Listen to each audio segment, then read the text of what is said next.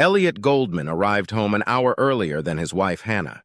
He took a beer out of the refrigerator and sat down to rest. He noticed one of his wife's women's magazines on the coffee table. The main article on the cover was 10 Ways to Know Your Spouse is Cheating. Normally, Elliot would have ignored or even laughed at such a title. However, in the last month or so, he felt a change in power, his marital hitch. He read the article and immediately rebuked himself for trusting such lists. Yet the seed of doubt about his wife's behavior after 6 years of marriage was sown. A few days later, one of his co-workers came to see him after lunch. "Hey, Al, I don't know if it's true or not, but I saw your wife at lunch with a guy." "She works with several men. I guess it's not unusual for her to have lunch with one of them from time to time." "But do she and the guy usually hold hands, pet each other, and hug?" He pulled out his phone and showed Elliot. After watching the video for a couple of minutes, Elliot remarked, "They do look very cozy, don't they? Did you happen to hear what they were talking about?" "No, I was too far away.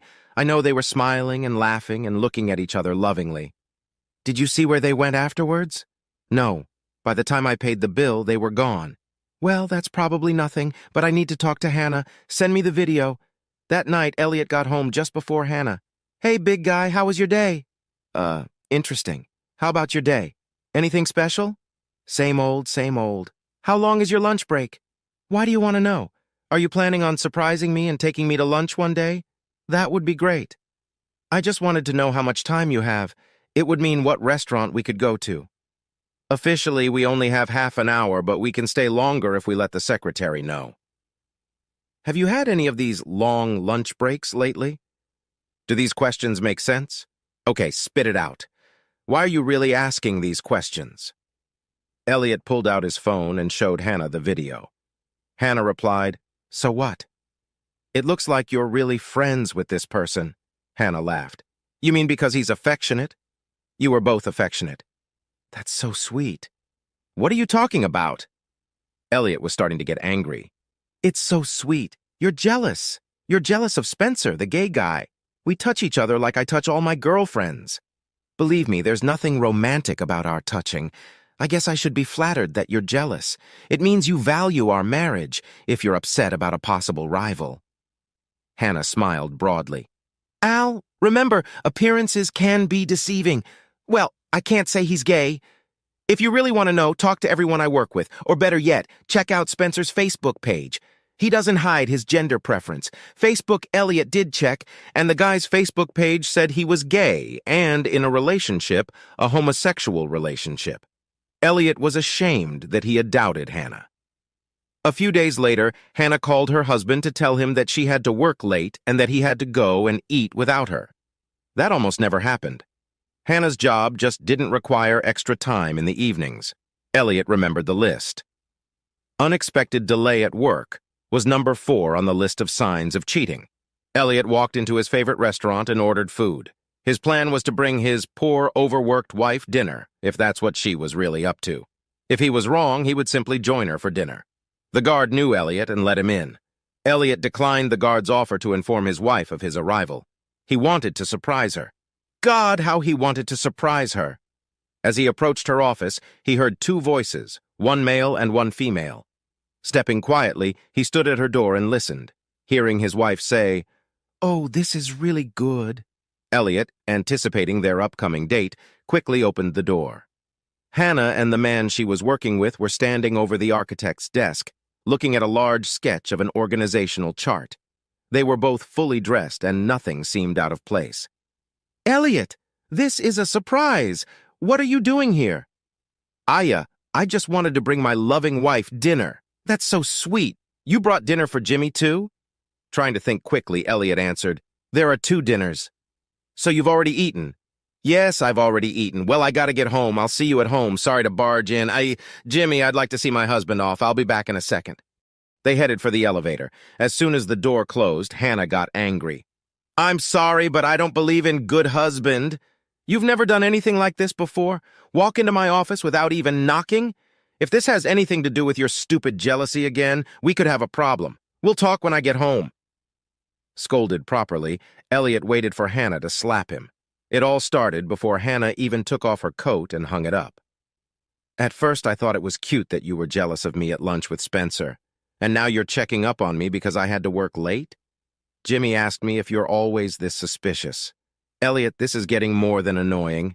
If you think I'm making fun of you, I want to hear it now. She stood with her arms crossed over her chest and frowned. Well, the thing is, I love you very much, and I know that other men appreciate your beauty as much as I do.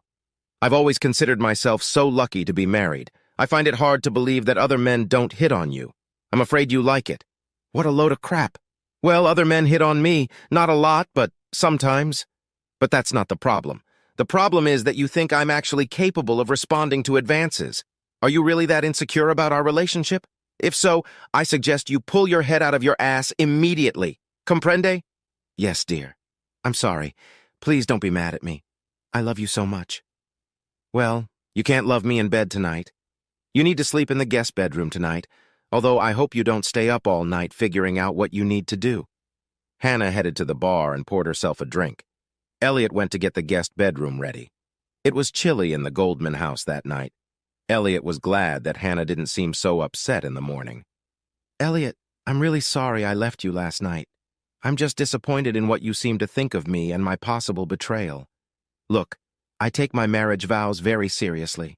I haven't been involved with anyone since we got married, and I don't intend to. You can't seem to understand that appearances can be deceptive. Furthermore, I have never doubted your commitment to our marriage. I suppose I can expect the same. I just don't understand why it isn't. After making that statement, she burst into tears. Elliot felt miserable. I'm sorry, honey. You helped me come to my senses. Please forgive me. I won't doubt you anymore. Hannah walked over and kissed Elliot. Let's put all this talk of spying and adultery behind us. Our marriage is too important to us to sabotage it by mistake. Remember, we will soon be adding little ones to our family. We can't raise children in an atmosphere where one of us doesn't trust the other. That's enough for today. I'll see you at dinner, and I won't be working late. She smiled slyly. Over the next few days, Elliot tried his best to do things he hoped Hannah would appreciate. Flowers, candy, chocolate, nuts, and caramel bars, and taking her out to dinner. The atmosphere at home softened considerably. One evening, Elliot was balancing his online account and his online credit card account. Everything seemed fine until he got to the account for the joint credit card with Hannah. 3 days at a local 2-star motel were charged. He realized that those 3 days were the days of his business trip. Damn, not again. Remembering the last disaster, Elliot didn't even want to think about asking her about it until he was sure it was what he was afraid of. He began to think about figuring it out before he made a fool of himself again, or worse, jeopardized his marriage. Elliot went to the hotel and asked the porter if he had been on duty those 3 days. He then asked if the hotel still had security footage from that period. It did. For $250, he saw the footage. Finally, after a quick rewind of the tape showed Hannah opening the door to a room. With her was a man dressed casually. They entered. This was a couple hours before Hannah left. Although Hannah never seemed to stay overnight, she did make several visits of varying lengths over the course of 3 days. The guy came and went several times alone, usually carrying food. Elliot got a copy of the recording. Elliot ran through every possible scenario that could suggest Hannah's visits to the motel were for a legitimate purpose. He couldn't envision anything but what he feared most. Was it time to meet Hannah again? Not if he wanted to keep his balls. Elliot needed more proof. He talked to his lawyer. By the time he left his office, he had a divorce petition in the works and a private detective under contract. The detective hid cameras and tape recorders in the house, and Elliot hid one in Hannah's car. For weeks, daily video searches and recordings yielded no unusual results until the digital recorder in the car recorded part of Hannah's candid conversation. Hey, Craig, can I talk to you for a second? I'm in the car on my way to work. Okay, me too. Are you ready to talk about our little adventure at the hotel? Yeah, it was one of the most exciting things I've ever done. So you don't have a problem with what we did? Not really, I just wish we weren't so secretive. You know we can't talk about it in the office. You never know who might overhear. Well, you could always tell your husband. Oh, yeah, sure, like he'd understand why I'd want to do that. Do you think we could ever do something like that again? I don't know. We'll have to pick the right time. I don't want to explain what we're doing. The possible consequences are too horrible. Okay, I'll wait. It's worth it. Okay, but next time you'll pay for the room. They both chuckled, and the conversation ended. Elliot was seething with anger. Let's see what the bitch had to say about this. Copies of the video and recording were sent to his attorney. The divorce petition was to be accompanied by a copy of the prenuptial agreement. The adultery she committed would leave her with what she brought to the marriage. Elliot would tell the lawyer when to pull the trigger. Hannah took off her coat and tossed her purse on the couch. Elliot sat at the kitchen table drinking a beer. His laptop was in front of him, but was turned toward the living room. An envelope lay next to the computer. On the other side stood a digital voice recorder. Judging by the shit-eating grin on your face, you've got something up your sleeve. You better not fall for any more adultery. It won't end so well this time. I admit you had me fooled, Hannah. I have proof this time. This should be good. Show me this so-called proof. Elliot scrolled through a video of the hotel room Hannah went in and out of, sometimes spending over an hour there. That's it? Before I say anything, what else do you have? Elliot scrolled through the tape of the conversation in the car. His confidence was waning, given Hannah's smug attitude. Hearing the recording of the call, Hannah smiled. This is going to cost you big time, asshole. First of all, the video. I agree that it shows me going in and out of a hotel room with a man.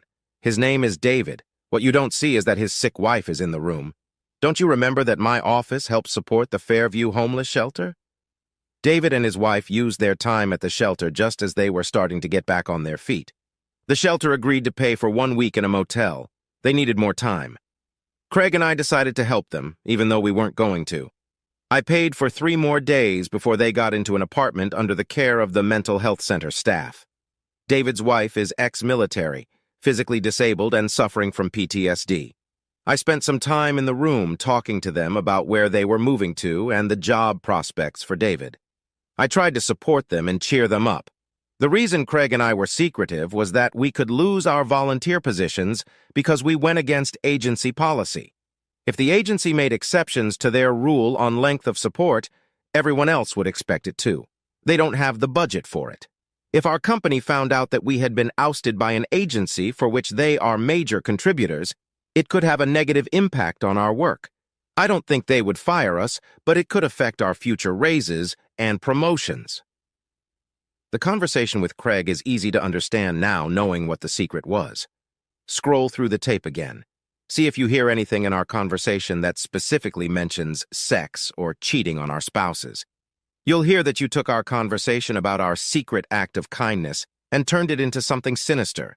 You just had to make some assumptions. But, can't we talk about this without yelling? No! You don't deserve any respect after what you did. You say you love me, but you don't trust me. I'm not sure I can stay married to a man who doesn't trust me. Are those divorce papers in front of you? Yeah, but I don't have to. Shut up! You can shove those papers up your ass! After your last attack of mistrust, I wondered what I would do if you didn't trust me again. I've come to the conclusion that just leaving you won't be enough. It wouldn't hurt you, because you obviously don't care much for me if you can believe I want another man. I realized something else. You're the one who's had a new wife in the last few years. You're the one. Hannah, I swear to God I've never touched another man. Oh, spare me the theatrics. I'm sick of your sanctimony. I wasn't talking about another human woman. I was talking about business. You're so consumed with growing the business and preparing to take over in a few years that the business has become your wife. I guess if you could fuck her, you wouldn't need me at all. Elliot was silent. That's what you'll do if you want us to stay married. Mind you, I don't care what you decide. I will, however, agree to stay married. Part of my reasoning will be that I will enjoy getting revenge on you every day until I am satisfied. The other reason I will stay married is that I would just as quickly be rid of all the confusion, hassle, and wasted money on lawyers that can come with a nasty divorce. And believe me, if I decide to get a divorce, it will be ugly. Honey, I'll do anything to save our marriage. Tell me what I can do. Please give me a chance. Damn you. You've made me lose my train of thought. Oh, yes, the divorce petition. Have your lawyer destroy that divorce petition and rewrite the prenup instead. The first thing is to get rid of the part about if either party can prove that the other has committed adultery, and then add the part about me getting 25% of your business and 60% of your assets, and alimony of $5,000 a month for 5 years, regardless of who initiates the divorce and regardless of the grounds. If that sounds harsh, well, hard crap. I have to do something that will scare you enough to stop these fraudulent accusations of cheating. I want you to think long and hard about what it will cost if you persist in not trusting me. And that's not all. If I ever hear, see, or even feel you checking out my cheating, I will castrate you. This signs of cheating crap stops right here, right now. What I said are the terms on which we can stay married. Call me when you decide. Hannah left the house and drove away. Elliot was desperate. Why can't I learn? I'm such a fool. I should have trusted her. What will happen to my trust in her? Maybe she's right about me focusing more on the business and not on her. I really don't want a divorce. Maybe I don't deserve her. At least I get to kiss her ass for as long as it takes. I guess I'm lucky she's giving me a second chance. He called his lawyer and told him to drop the divorce and renegotiate the prenup instead. His lawyer protested vigorously, but to no avail. The next day, Elliot got a call from a private investigator. You still want me to look after your wife? No, just send me the last bill. I can't right now. I have to see how long it takes me to remove all the cameras and recorders, but you could save money by taking them down and returning them to me yourself.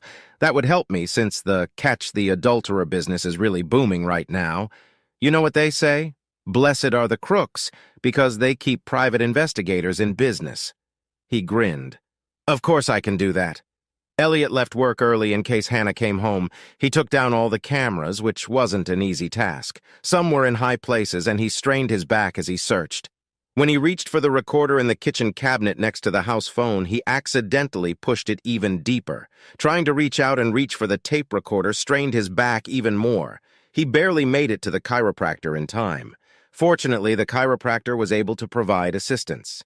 He was given muscle relaxants and told not to strain his back for a month or so. Elliot had a new prenup ready to go. He was about to call Hannah to sign when the private investigator called. Hey, kid, I thought you already handed me the gear. I need it as soon as possible. Oh, crap. I hurt my back trying to get the last tape recorder. I forgot all about it on my trip to the chiropractor. I have everything in my basement except one tape recorder. I'll go home right now and bring it all to you this afternoon. After lunch, Elliot headed home. It was obvious that Hannah had made breakfast and hadn't cleaned up. Elliot reached for the last recorder. Not wanting to injure his back, Elliot pulled out a grabber. It took a few tries, but Elliot grasped the recorder and pulled it out. He noticed that there was a recording from the last time he checked. On the way to the office, Elliot decided to listen to the tape. It was Hannah and the man he mistook for Craig. It was a face-to-face conversation, not a phone call. They were together in the living room, he assumed. He heard Hannah offer, "Do you want to have a drink first?" "Yeah, we've got plenty of time, haven't we?" "Yes, well, my husband won't be home for a few more hours, but I have to be back at work by 2 o'clock. "Did he say anything about a prenup?" "He said it'll be ready any day now. I can't wait to file for divorce and be a single woman again, a rich single woman." "Hey, what about me? I thought we were getting married." "Don't you think your wife will be upset that we're getting married?" "It's okay. I'm just waiting for the right time. I don't want to be completely impoverished because of her." "But your sweetheart's about to get obscenely rich. Don't you think I won't take care of you?" "But you don't have any money yet, do you?" "Great, another man who doesn't believe in me," Hannah laughed. "I have to admit you handled that flawlessly. Magazine article on the coffee table. Gay lunch. God, I had to put up with that fruit for 3 lunches before that damn friend of Elliot's finally saw us. I was afraid I'd have to fuck Spencer on the table to get his attention. Then evening work with Jimmy. Good thing Elliot showed up on time. Jimmy was upset that he had to stay late at work for something that could obviously be done during the day in 15 minutes. "How did you know about the cameras and recorders?" "I just assumed that his lawyer would recommend it. I looked for a couple days before I found them in the house and one recording device in the car. I just checked. They're all off now." The best part is the motel charge and the fake phone call. I'm glad you gave me the script. I think I would have ruined it if I had to improvise. I had to choose my words carefully so they could be interpreted in two ways. It worked perfectly. Everything worked perfectly. You're so smart, it's scary. Well, there was one trap that didn't work. Did you forget about the marks on my panties? I was hoping he'd find them and accuse me of cheating. Then I'd make him take a test where he'd find out it was just mayonnaise. It would be fun to attack him for being jealous of mayonnaise. Do we really have to wait for real sex yet? I'm very horny. You know I wanted to be very careful not to have sex in case Elliot got lucky and discovered us. Still, I think we're safe now. There's no way Elliot will spy on me again. Even if he suspects something, he'll be too scared to do anything about it. That's the beauty of my plan. Since he won't be checking up on me, we can have sex without worrying too much. I'm more than ready for today. This is the first time we've had more than an hour. Just think, soon we can fuck all day and all night as much as we want. And we can do it in Hawaii, Rio, Bermuda, or the penthouse of the Hyatt Hotel. I'll still keep our current sex life with my wife on a slow burn to be safe. We are too close to explode right now. Tell me again, how long do you have to wait before you divorce her?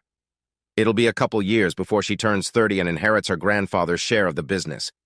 He'll pay us a fortune, 7 to 8 figures, to get back the 25% of his business that I'll get in the divorce. He would never give up that much control. Don't worry, baby. We can have sex, but only when the time is right and Elliot can't catch us. 2 years? I don't know if I can take it that long. Honey, we've accomplished what we've accomplished by being smart and careful. Just hang in there a little longer. I promise I will rock your world as many times as you can stand it. Think about what we're doing today as an appetizer. By the way, you need to get more involved in your divorce, or I'll start looking for another guy. You better be kidding. I'm good. I'm gonna go see a lawyer soon and get started. I guess I really don't have to worry about what I'm getting out of my marriage as long as I'm with you. So, time for the bedroom? No, I don't want to mess with new sheets. Let's do it on the carpet. It'll look dirtier and more interesting, and easier to clean. I bet I could get undressed faster than you. I heard a rustle around me. The worst part was what she said. I can feel you so much better than my weak husband. Take me harder, baby. Fuck me harder. Elliot was almost catatonic. After regaining consciousness, he went back to his office. He called his detective and said he wanted to buy the remaining tape recorder. The rest of the gear would be returned. He called his attorney, who was happy to go back on the divorce decree and forget about the new prenup. Elliot told Hannah that there was a problem. His lawyer had quit because he thought a new prenup was not in Elliot's best interest. He promised her that he had a new lawyer who only cared about getting paid. The new prenup is due in about a week. In the meantime, Elliot took care of business. 10 days later, Elliot asked Hannah to meet him at his home. Hannah was shocked to see a replay of the last scene at the house. Elliot, a laptop, a tape recorder, and an envelope lay on the kitchen table. Once again, Elliot had a just-swallowed-the-canary expression on his face. This better not be a repeat of what happened last time. I'm going to get the sharpest knife we have. You should have said, "Show me the proof." Hannah had an uneasy feeling. She rummaged through her memory, trying to find some proof. She couldn't think of anything. Okay, Sherlock, what have you got? First, Elliot scrolled through the tape of her conversation with Craig. But all the recording devices had been confiscated. She started to panic. It's illegal to record private conversations. You can't use it in court. Elliot then turned on the video on his computer. It was Craig. Craig confessed to everything, saying it was Hannah's idea. He's lying. You must have bribed him or threatened to tell his wife. I'll crucify you in court. In court, video and recordings were allowed as this was not a criminal trial, and the crucified person was Hannah. The prenup was honored, and she left the marriage with what she went in with, just under $3,000. What's more, she owed her lawyer a huge debt, but the lawyer was out of luck. Hannah disappeared with the money and the car.